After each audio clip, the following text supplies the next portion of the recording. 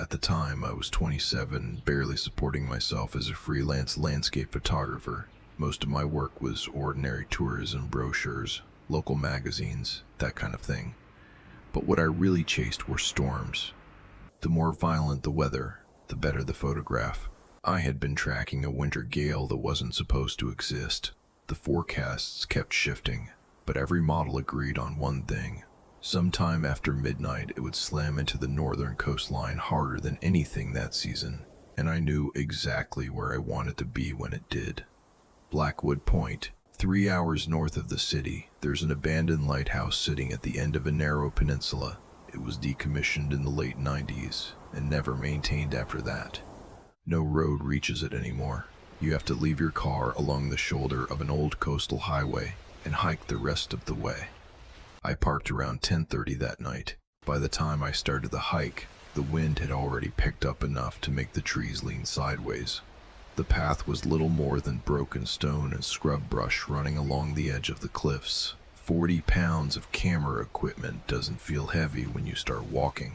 It does after 20 minutes in freezing wind. The air coming off the water smelled thick and sour. Rotting kelp, salt, something stagnant.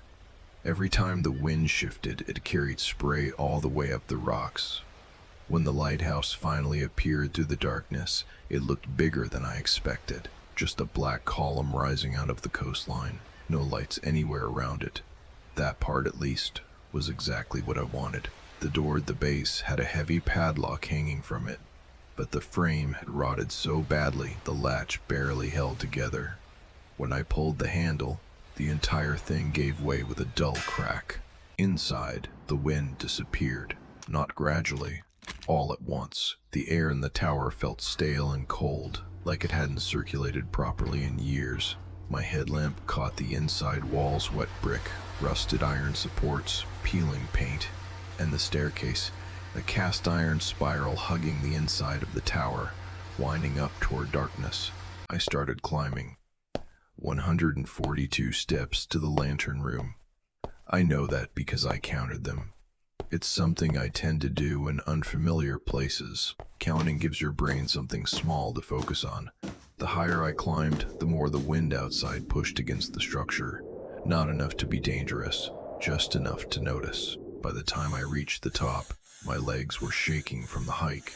The lantern room was a small circle, surrounded by thick glass panels. The original light mechanism had been removed years ago, leaving an open metal grating in the center of the floor where the structure connected to the staircase.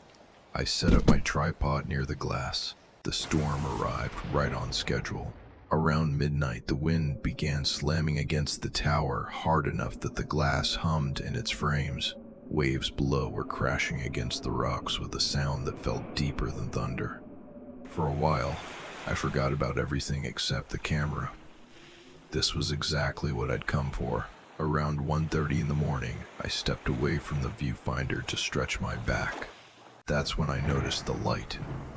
At first, I thought it was lightning reflecting somewhere along the coast, but when I wiped the condensation off the glass and looked closer, I realized it was moving. A flashlight beam. It was far down the peninsula where the hiking path crossed the rocks. Even through the rain, I could see it weaving slowly toward the lighthouse. Not erratic, deliberate. I stood there watching it for a while. My first thought was security. Technically, the place was off limits. Maybe a ranger had spotted my car parked along the road. That explanation felt reasonable enough that I relaxed a little. I even pulled my ID out of my wallet and stuck it in my jacket pocket. If someone had come all the way out there in the middle of a storm, the least I could do was make the conversation easier. The light kept moving, slowly. It took nearly 15 minutes before it finally reached the base of the tower. The beam swept across the rocks, then across the door I'd left slightly open, and then it stopped. The person didn't call out, didn't shine the light upward, just stood there pointing the beam directly at the doorway. I waited for the sound of footsteps on the stairs. Nothing. 5 minutes passed, then 10. The beam didn't move. Eventually, I crouched beside one of the rusted ventilation panels near the bottom of the glass and pulled it open a few inches. Wind rushed into the room immediately, "Hey," I shouted down. "I'm up here, just taking photos. I can pack up if I'm not supposed to be here."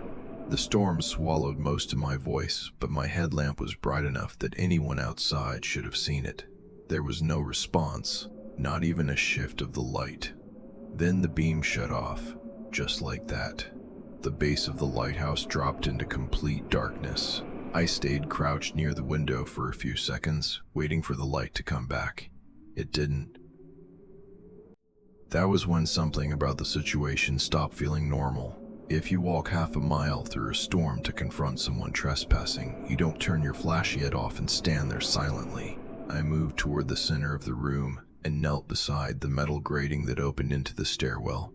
My headlamp cut down through the shaft, illuminating the spiral steps for a few floors before fading into darkness. I listened. At first, all I could hear was the wind outside.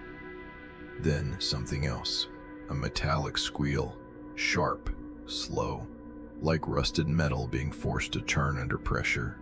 The sound echoed upward through the hollow tower. It took my brain a second to recognize what it reminded me of. A wrench. Another screech followed, then a heavy metallic bang. The entire staircase vibrated beneath my feet. I leaned closer to the opening, trying to see further down. Another long, grinding twist, then the unmistakable sound of something massive tearing loose. A section of iron crashed onto the stone floor far below. The impact echoed up the tower like a gunshot. For a moment, I just knelt there, staring into the dark, trying to process what I'd heard. Then it happened again. Grinding metal. A bolt snapping free. Another piece of the staircase crashing down. I backed away from the opening, slowly at first, then faster, because the realization was beginning to settle in. Whoever was down there wasn't climbing the stairs. They were dismantling them. The sounds continued, methodical, unhurried, each bolt screaming loose, each section of iron dropping to the ground below. I grabbed my phone and checked the signal, even though I already knew the answer. Nothing. I dialed emergency services anyway. Silence. When the grinding finally stopped, the sudden quiet felt worse than the noise. I stood there gripping the leg of my tripod without realizing how tightly my hand had closed around it. The trapdoor opening in the floor stared back at me. I waited. For footsteps. For a hand reaching over the edge. Instead, the storm outside shifted, and the room darkened slightly as something passed in front of the glass. I turned toward the windows and saw it. A figure walking along the narrow iron catwalk outside the lantern room. 120 feet above the ocean. Tall, completely soaked by the rain, moving slowly along the perimeter of the tower. The catwalk circled the glass, but the only way onto it was through the roof hatch above me, a hatch that was bolted shut from the inside. There was no ladder outside the lighthouse, no external stairs, just smooth brick walls, slick with rain. Still, the figure kept walking, one steady step after another. Not looking in, not rushing, just circling. I lowered myself to the floor without thinking, pressing my back against the cold metal grating. My hands covered my mouth to keep my breathing quiet. Eventually, the footsteps faded beneath the sound of the storm. I stayed there for hours. By the time the sky outside turned gray, the wind had dropped to a dull roar. The catwalk was empty. I stood slowly and forced myself to look down through the opening in the floor. Morning light filtered far enough to reveal the damage. The bottom 3 flights of the staircase were gone, not collapsed, removed. The iron bolts had been taken out cleanly and placed in neat rows along the floor below. There was a 40-foot drop where the stairs used to be. No way down. I checked the radio in my pack. Static. The silence inside the tower felt heavier in daylight. I sat on the floor trying to figure out if any of my camera straps could be tied together into something long enough to climb.